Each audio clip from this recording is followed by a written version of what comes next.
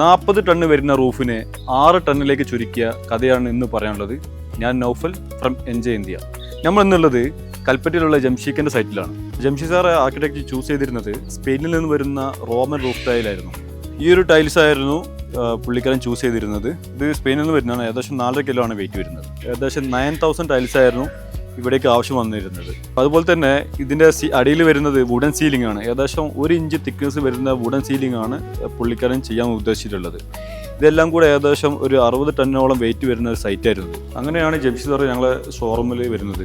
അപ്പോൾ പുള്ളിക്ക് അവിടെ തന്നെ എല്ലാ മെറ്റീരിയൽസ് കമ്പയർ ചെയ്യാൻ പറ്റി. അങ്ങനെ ഈ വർക്ക് നമ്മൾ കൺഫേം ആക്കി. ഏകദേശം ഈ വർക്ക് ഫിനിഷ് ചെയ്ത് ഏകദേശം 1 ഇയർ ആയി. അപ്പോൾ ഞങ്ങൾ സൈറ്റ് വിസിറ്റ് ആണ് ഇപ്പോൾ നടന്നുകൊണ്ടിരിക്കുന്നത്. അതുപോലെ തന്നെ ഈ ഒരു മെറ്റീരിയൽസ് എന്നാൽ വളരെ ഈസി ആയിട്ട് ഇൻസ്റ്റാൾ ചെയ്യാൻ പറ്റുന്ന മെറ്റീരിയലാണ്. കോസ്റ്റ് എഫക്റ്റീവ് ആണ്. വർക്ക് പെട്ടെന്ന് നമുക്ക് ചെയ്യാൻ പറ്റും. അപ്പോൾ ഇത് സംബന്ധമായ എന്ത് സംശയങ്ങളുണ്ടായിക്കോട്ടെ, അതുപോലെ തന്നെ ഏത് ടൈപ്പ് റൂഫ് ആയിക്കോട്ടെ, എൻജിൻ ഇന്ത്യയുമായി ബന്ധപ്പെട്ടു.